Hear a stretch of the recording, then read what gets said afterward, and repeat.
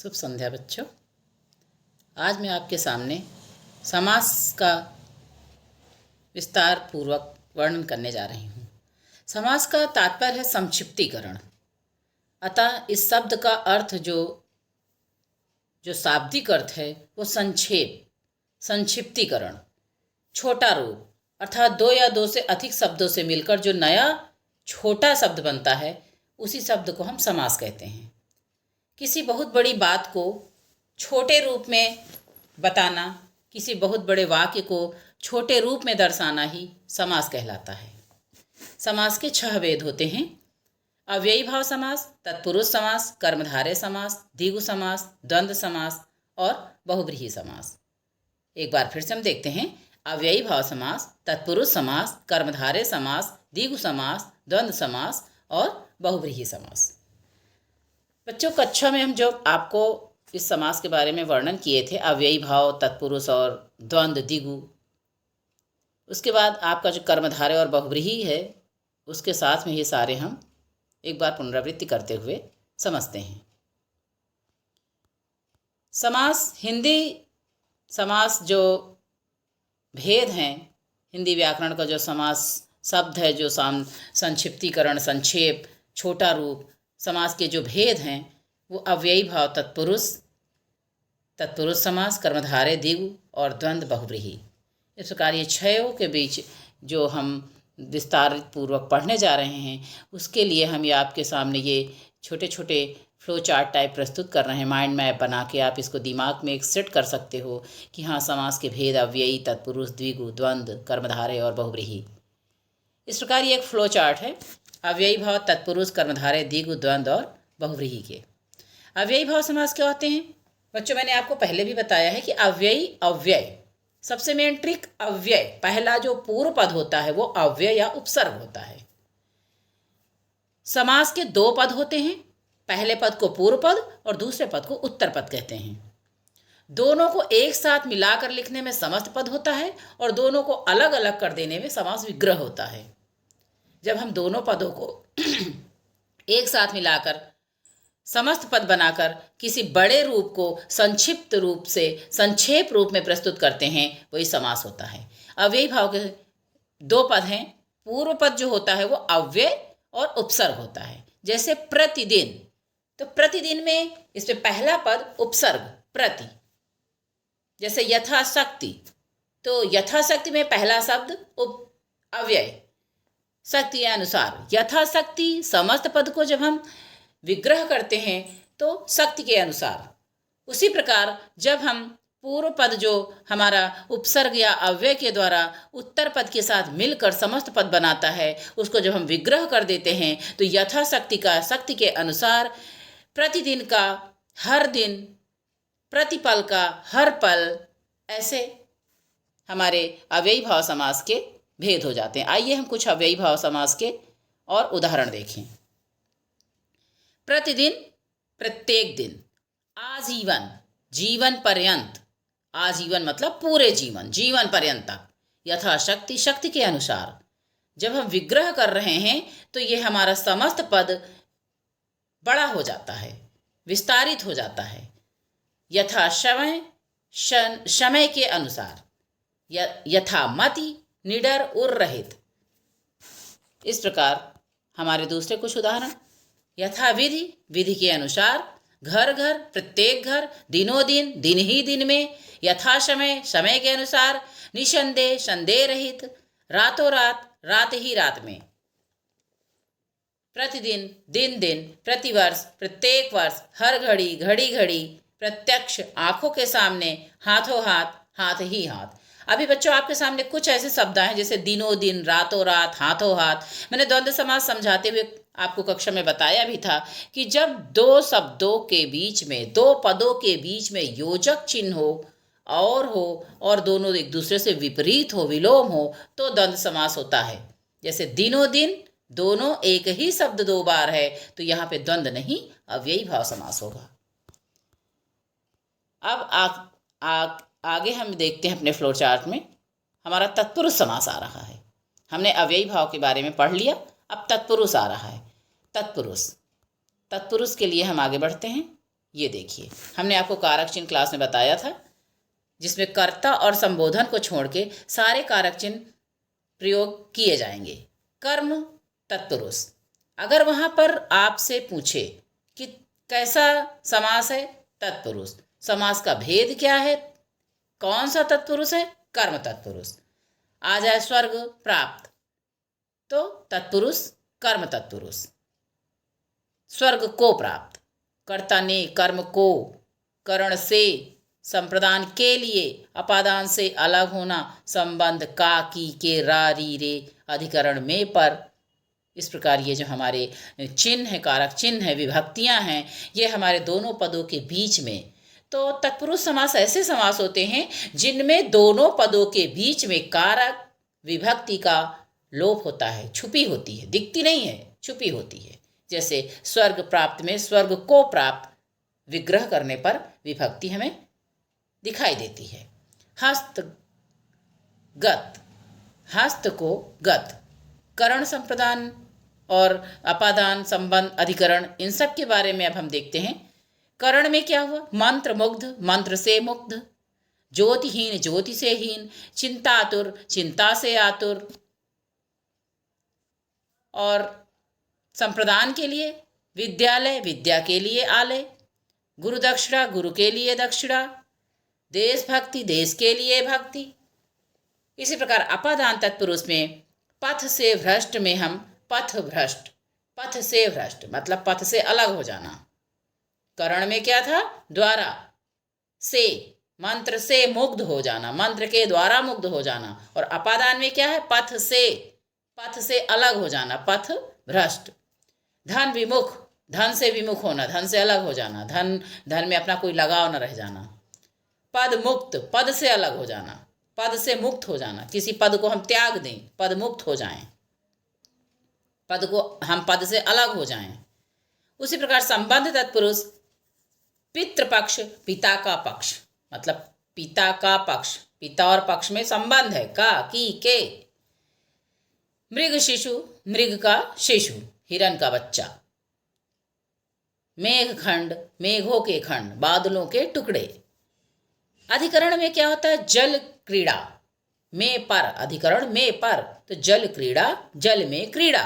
व्यवहार कुशल, व्यवहार में कुशल। कर्मवीर, कर्म में वीर। घुड़सवार, घोड़े पर सवार। इस प्रकार तत्पुरुष समास। अब हम चलते हैं द्वंद्व समास।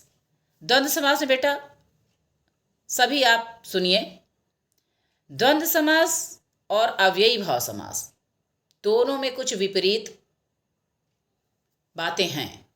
जैसे जल अन्न, अन्न जल, दाना पानी, कुछ भी है, दोनों एक दूसरे के विपरीत हैं। और अव्ययी भाव समास में दोनों शब्द सेम रहते हैं। रात रात, रात दिन नहीं है, रात रात। अव्ययी भाव समास में रात रात, साथ साथ, बात बात, रातों रात, साथों साथ, बातों बात। और यहाँ पे क्या है, यहाँ पे दोनों शब्द एक दूसरे के विपरीत हैं। जैसे दीन हीन, दोनों विलोम हैं। तर्क वितर्क, अपना पराया, नर नारी, गरीब अमीर, कुर्ता पजामा, सब अपने से एक दूसरे से विपरीत हैं। सबके बीच में और लगा है, दोनों पदों के बीच में और, योजक चिन्ह और विलोम शब्द, इन तीनों चीज़ों को देखकर हम जान जाते हैं कि द्वंद्व समास है। आइए अब हम कुछ ऐसे समस्त पदों का विग्रह करते हैं। जैसे विषधर, विष को धारण करने वाला, ये कौन सा समास है, तत्पुरुष। मैंने आपको बताया था ना अभी, विष को धारण करने वाला विषधर, ये समास तत्पुरुष नहीं है। कंफ्यूज करने वाले कुछ अपभ्रंश वाले शब्द मैं लेके आई हूँ बेटा आपके सामने। जैसे विषधर, विष को धारण करने वाला, कोई तीसरे के बारे में बात हो रही है, शिव शंकर। गंगा तट, गंगा का तट, ये यहाँ पे तत्पुरुष समास है। अब आप कहोगे कि वहाँ संबंध है, को है, तो हम उसको कर्म तत्पुरुष समझेंगे। तो नहीं, किसी तीसरे के बारे में बता रहा वो, कि विषधर, विष को धारण करने वाला। अब ये है हमारा बहुव्रीहि समास। और गंगा तट, गंगा का तट, संबंध बता रहा कि गंगा का संबंध तट से है, तो गंगा तट, गंगा का तट। यज्ञशाला, यज्ञ के लिए शाला, संप्रदान तत्पुरुष। क्रोधाग्नि, क्रोध रूपी अग्नि, कर्मधारय तत्पुरुष। यहाँ पे कुछ मिक्स सारे समास हम लेके आए हैं। गिरिधर, गिरि को धारण करने वाला अर्थात श्री कृष्ण, किसी तीसरे के बारे में बात हो रही है, बहुव्रीहि समास है।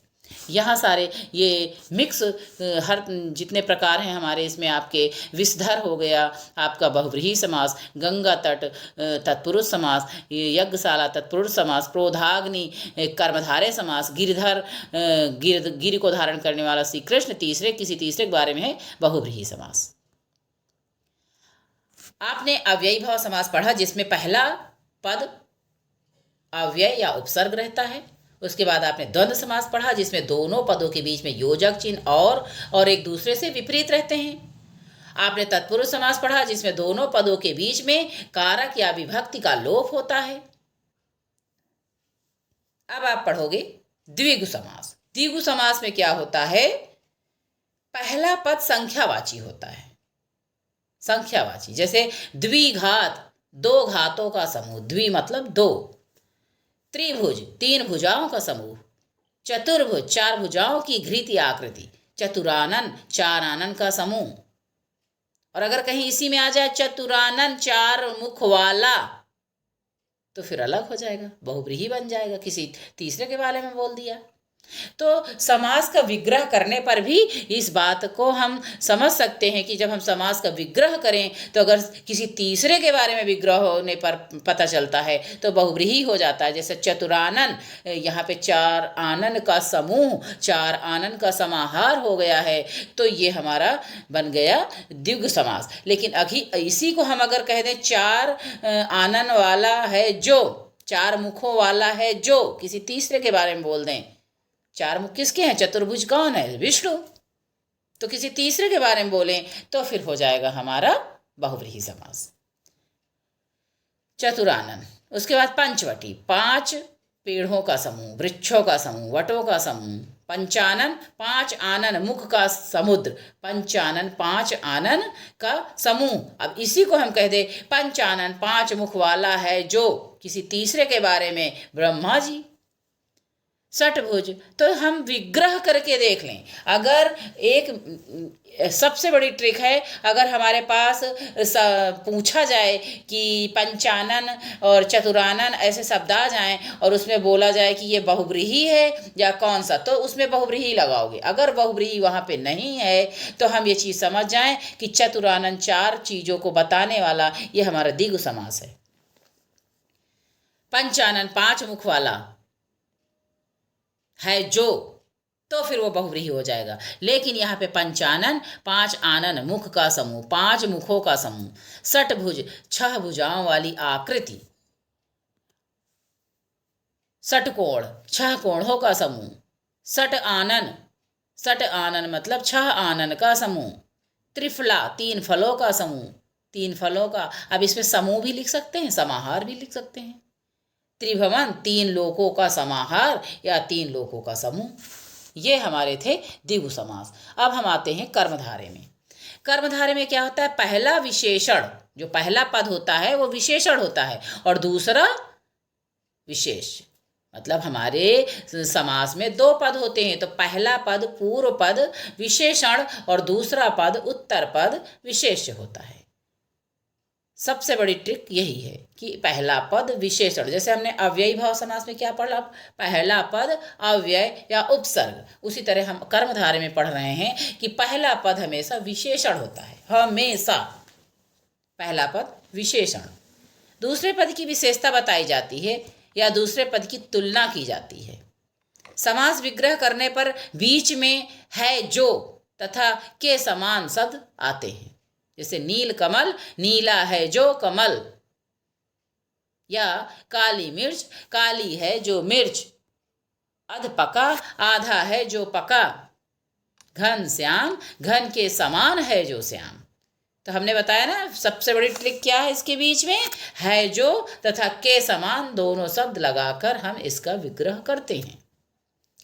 महाराजा, महान है जो राजा, चरण कमल, कमल के समान जो चरण। अब देखो के समान भी हैं जो, कर्मधारय में ऐसा होता है। नीला है जो कमल, काली है जो मिर्च, घन के समान श्याम, कमल के समान चरण। महान है जो राजा, विद्या रूपी धन। अब महाराजा, महान है जो राजा, भाई राजा की विशेषता क्या है? वो महान है। विद्या धन, कैसा धन? विद्या धन। तो यहाँ पे विद्या धन की विशेषता है। चंद्रमुख, मुख जो मुख है, चेहरा है, वो कैसा है? चंद्रमा के समान, चंद्र जैसा, चंद्र जैसा मुख, चंद्रमा के समान। तो इन सारे पदों में उत्तर पद जो था उसकी विशेषता बता रहा है पूर्व पद। जो पहला पद है, पूर्व पद है, उन सारे दूसरे पदों की विशेषता बता रहा है, और विशेषता बताने वाले शब्दों को हम विशेषण कहते हैं।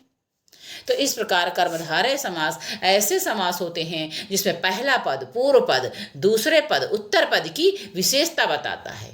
पहला पद विशेषण होता है, जैसे नीलकमल, नीला है जो कमल। चरण कमल, कमल के समान है चरण। आगे बढ़ते हैं, कर्मधारय के कुछ और हम उदाहरण देखते हैं। चरण कमल, कमल के समान चरण। नील गगन, नीला है जो गगन। तो जो है जो और के समान, दो ट्रिक इसमें याद कर लो। जो एक तो है जो और दूसरा के समान। चंद्रमुख, चंद्र जैसा मुख। पीतांबर, पीत है जो अंबर। महात्मा, महान है जो आत्मा। नीलमणि, लाल है, नीलमणि नीली है जो मणि। लाल मणि, लाल है जो मणि। महादेव, महान है जो देव। देह लता, देह रूपी लता। नव युवक, नव है जो युवक। मतलब या तो आपकी कंपेयर करेंगे, तुलना करेंगे कि जो नील के समान चरण, चरण के समान कमल। नील कमल, नीला है जो कमल। चरण कमल, कमल के समान है जो चरण। आगे बढ़ते हैं। अब हम आपके सामने कुछ ऐसे समास लेके आए हैं, जैसे घनश्याम। ये बहुब्रीहि समास का उदाहरण है। बहुब्रीहि, हमने आपको बताया बहुब्रीहि एक ऐसा समास है जिसमें पहला और दूसरा दोनों पद प्रधान नहीं होते।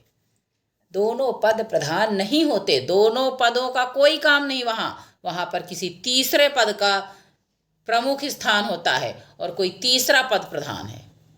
किसी तीसरे पद की बात होती है तो बहुव्रीहि। बहु मतलब बहुत, व्रीहि मतलब बहुत, बहुत चीज़ों की बात हो। अभी तक हमने सिर्फ दो पदों की बातें करी, सिर्फ दो पदों के बारे में पढ़ा, तो सिर्फ दो पदों में था सब। अब हम बहु मतलब बहुत पदों के बारे में पढ़ेंगे। मतलब इन दो पदों से ज़्यादा, बहुत, कोई तीसरा। सबसे बड़ी ट्रिक है बहुव्रीहि समास की। बहु से हम समझ जाएं कि दो पदों से बहुत ज़्यादा, कोई तीसरे की बात हो तो बहुव्रीहि समास। जैसे घनश्याम, कौन है घनश्याम? किसको कहा गया है? श्री कृष्ण को। वह जो घन, बादल, और एक घन है बादल। घन मतलब बादल, और घनश्याम मतलब बादल जैसे, श्याम काले। बादल काले होते हैं ना, तो बादलों के समान काले श्री कृष्ण। कमल नयन, कमल के समान है नयन जिसके, अर्थात विष्णु।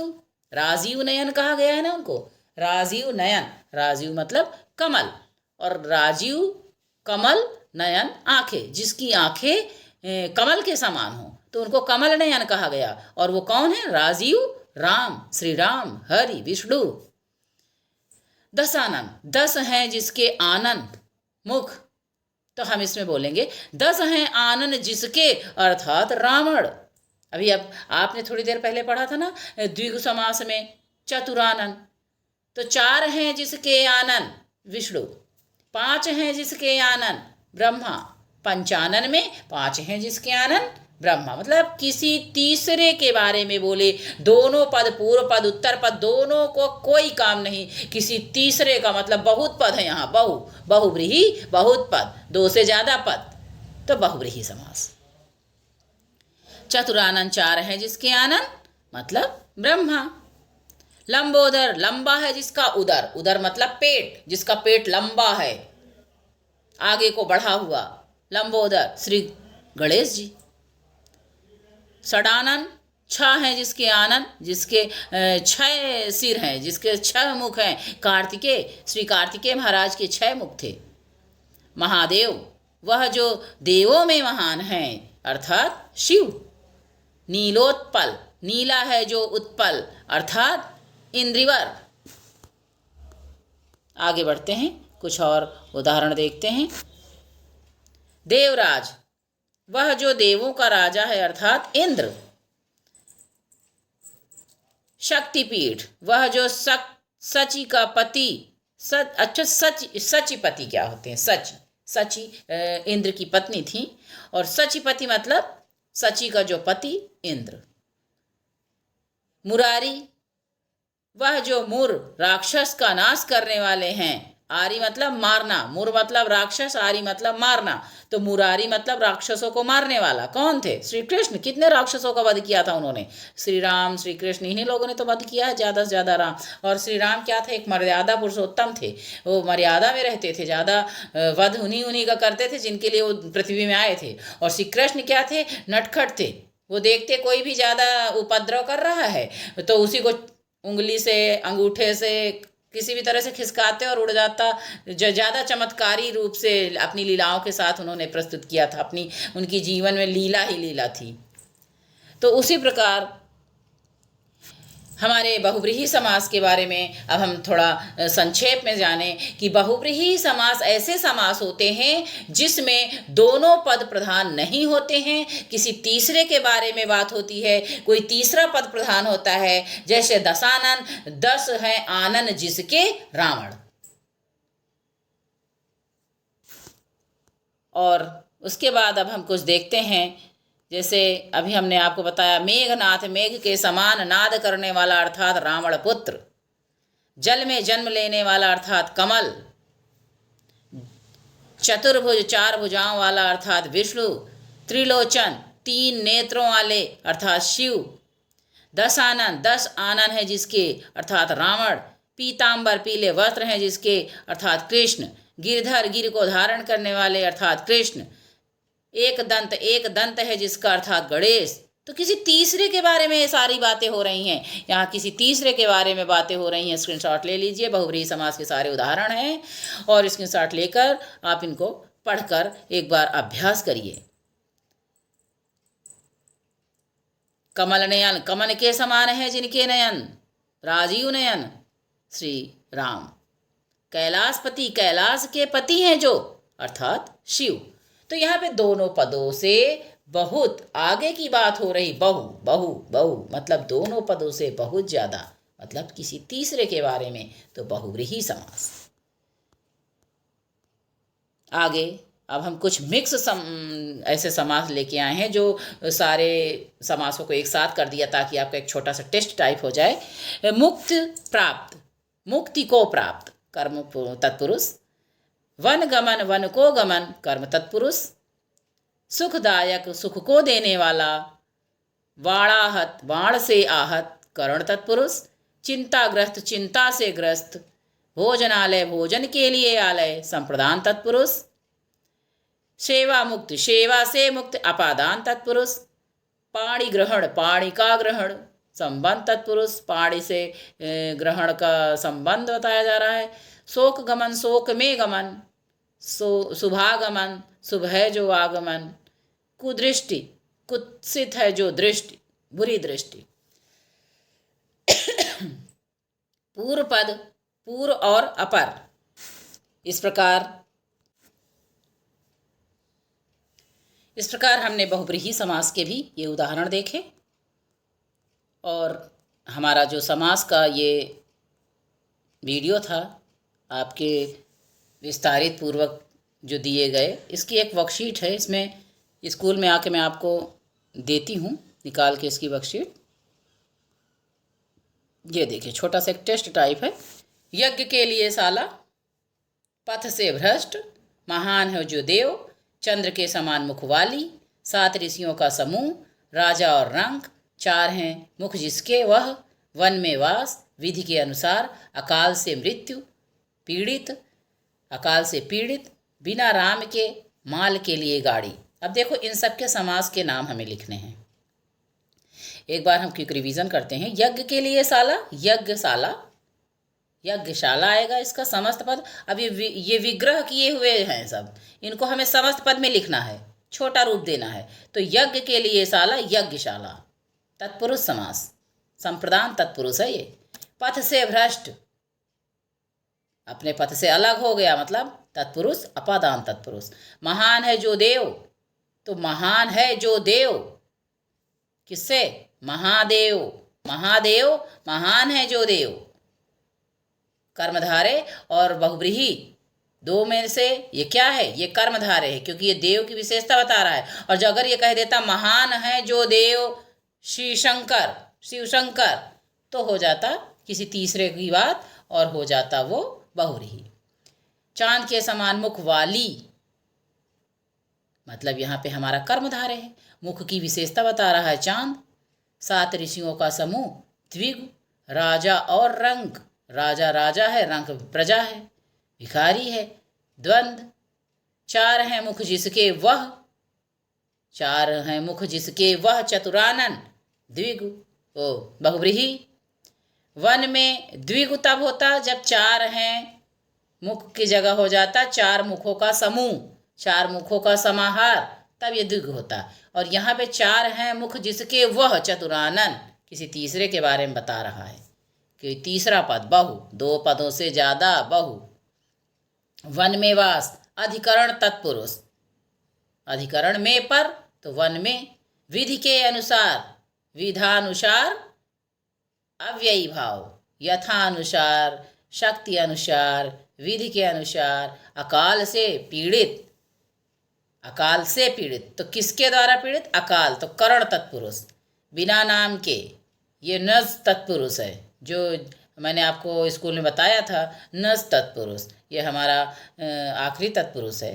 माल के लिए गाड़ी, संप्रदान तत्पुरुष। इस प्रकार आप इस वर्कशीट को करिए और इसके साथ ही आज का हमारा ये वीडियो समाप्त होता है।